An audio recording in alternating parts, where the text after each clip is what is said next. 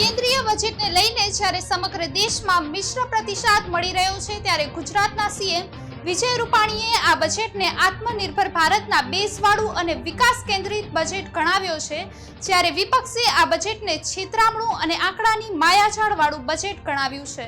કેન્દ્રીય બજેટ રજૂ થયું તો સામાન્ય રીતે આને આત્મનિર્ભર ભારતને વધુ મજબૂત કરનારું, નાના ઉદ્યોગોને બળ આપનારું અને જે રાજ્યોમાં ચૂંટણી છે ત્યાં માટેનો રાજકીય બજેટ ગણાવ્યો, તો ગુજરાતના સીએમ વિજય રૂપાણીએ આને અદ્ભુત બજેટ ગણાવ્યું છે। બજેટ પેશ થયું છે, બજેટને હું આવકારું છું। બજેટમાં આરોગ્ય, ઇન્ફ્રાસ્ટ્રક્ચર, સર્વગ્રાહી વિકાસ, માનવ સંસાધન, innovation, R&D, minimum government and maximum governance, એ બધા સિદ્ધાંતોના આધાર ઉપર આ બજેટ આપણી વચ્ચે મુકાણું છે। બજેટના બધા લોકોને લાભ થાય, વિકાસ એ કેન્દ્રમાં રાખવામાં આવ્યો છે અને ખેડૂત, યુવાનોને રોજીરોટી, ખેતીની ચિંતા, સાથે સાથે નાના અને મધ્યમ કદના ઉદ્યોગકારો માટે પણ વિશેષ ચિંતા આ બજેટમાં આપણે ઇન્ફ્રાસ્ટ્રક્ચર, શિક્ષણ, આરોગ્યના અલગ અલગ સેક્ટર ઉપરથી આપણે ધ્યાનમાં આવે છે।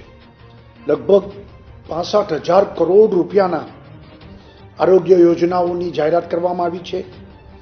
ખાસ કરીને ગ્રામીણ અને શહેરી ક્ષેત્રોમાં સ્વાસ્થ્ય કેન્દ્રોને વધુ મજબૂત બનાવવા માટે પ્રયત્ન થયો છે અને સ્વચ્છ મિશન 2.0નો પણ પ્રારંભ કરાવ્યો છે। 4 નવી નેશનલ ઇન્સ્ટિટ્યૂટ ઓફ વાયરોલોજી, એટલે કે આ બધા વાયરસો માટે એક વાયરોલોજીની સંસ્થાઓ પણ આ બજેટમાં ઉલ્લેખ કરીને આ કોરોનામાંથી આપણે જેને કહીએ ને કે આપત્તિને અવસરમાં પલટાવવા માટે બજેટમાં આપણે ઉલ્લેખ થયો છે। તમામ એસ્પિરેશનલ ડિસ્ટ્રિક્ટમાં પણ લેબોરેટરી, એ પણ એક બહુ મોટી વાત છે, જેથી કરીને લોકોને સ્થળ ઉપર જ બધી સુવિધાઓની પ્રાપ્તિ થાય। જલ જીવન મિશન, એના ઉપર પણ ભાર મૂકવામાં આવ્યો છે અને સાથે સાથે ભારે વાહનને સ્ક્રેપ કરવા એના માટે પણ પોલિસી જે જાહેર કરવામાં આવી છે, આ એક વિશેષતા છે। 100 નવી સૈનિક સ્કૂલો, એ પણ બહુ મોટી રોજીરોટી લોકોને આપશે અને 750 એકલવ્ય મોડેલ સ્કૂલો, એ પણ આદિવાસી વિસ્તારોને ખૂબ મોટો લાભ થવાનો છે। ડિજિટલ પેમેન્ટ, એના ઉપર પણ ભાર આપ્યું છે અને એગ્રીકલ્ચર ઇન્ફ્રાસ્ટ્રક્ચર ફંડ, નાબાર્ડ ઉપરાંત માઇક્રો ઇરિગેશન, એના માટે પણ વિશેષ ભાર આપીને 5,000 કરોડ રૂપિયાની જોગવાઈ, એ આવનારા દિવસોમાં આધુનિક ખેતી તરફનો એક અભિગમ છે। સાથે સાથે 1 કરોડ લોકોને ઉજ્જવલા તો લાભ, એની જોગવાઈ કરી છે અને 7 નવા ટેક્સટાઇલ મેગા ઇન્વેસ્ટમેન્ટ પાર્કની જે વાત થઈ છે અને MSMEમાં 15,000 કરોડ રૂપિયાની જોગવાઈ, એ ગુજરાતના વિકાસમાં આપને ખૂબ લાભ થશે। રેલવેમાં પણ બ્રોડગેજનું ઇલેક્ટ્રિફિકેશન, એટલે ઝડપી ટ્રેનો ચાલે, એ પણ એક બહુ મોટી વાત થઈ છે અને કેવડિયામાં જે વિસ્ટા ડોમ, કોચની જે સંખ્યા વધારવાની વાત છે, એનાથી પણ લાભ થશે। BSc, NSCમાં રોકાણકર્તાઓ એમના વિદેશી મૂડી રોકાણ ઉપર ટેક્સમાં રાહત અપાશે। સાથે સાથે એરક્રાફ્ટ લીઝિંગ કંપનીઓને પણ કેપિટલ ગેઇન ટેક્સમાં ટીપસીટીમાં લાભ મળશે, એટલે નવી એરક્રાફ્ટ લીઝિંગ કંપનીઓ પણ આપને પ્રાપ્ત થશે।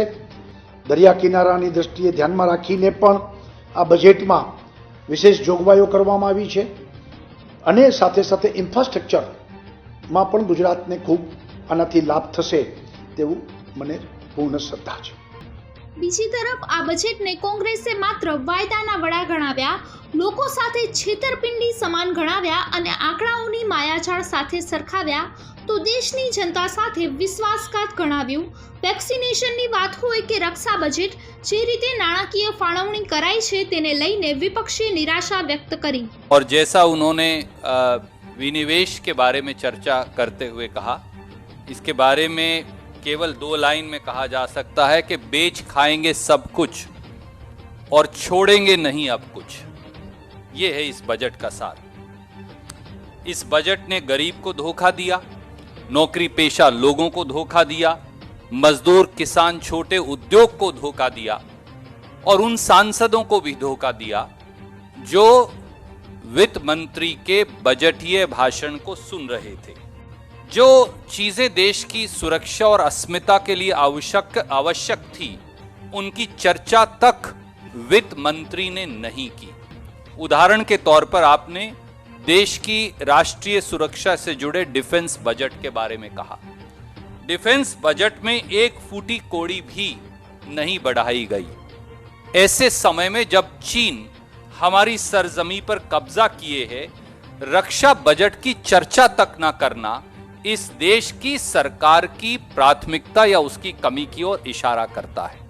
स्वास्थ्य, जो दूसरा सबसे महत्वपूर्ण पहलू कोरोना काल में है, वो भी धोखे पर आधारित है और उसके आंकड़े चिदम्बरम साहब ने दिए कि अगर फाइनेंस कमीशन और कॉस्ट ऑफ वैक्सीनेशन को निकाल दिया जाए तो यहां तक कि ड्रिंकिंग वाटर और सैनिटेशन का बजट भी स्वास्थ्य के अंदर जोड़कर एक आंकड़ों की फेल जादूगर की मायावी जादूगरी पेश करने का एक फेल कोशिश की गई। मोदी सरकार का यह बजट, अगर उसका एक शब्द में सार, जैसा चिदम्बरम साहब ने कहा, कहें तो इस बजट का नाम है धोखेबाज बजट। ये बजट का सार है धोखा। ये धोखे पर आधारित है। આ બજેટથી માર્કેટ ઉચકાયો છે, પરંતુ જે રીતે આર્થિક નિષ્ણાતો માનતા હતા કે દેશના અર્થતંત્રને મજબૂત કરવું હશે તો નાગરિકોના હાથમાં નાણાં આપવા પડશે, પણ સરકારે તેવા કોઈ પ્રયત્ન નથી કર્યા, જેથી સામાન્ય અને મધ્યમ વર્ગ માટે આ બજેટમાં નિરાશા સિવાય કંઈ નથી। પણ એક વાતનો હાશકારો એ છે કે સરકારે કોવિડ વેક્સિન માટે અલગથી ટેક્સ નથી વસૂલ્યું। Ashok Patel, ANTV India, Ahmedabad.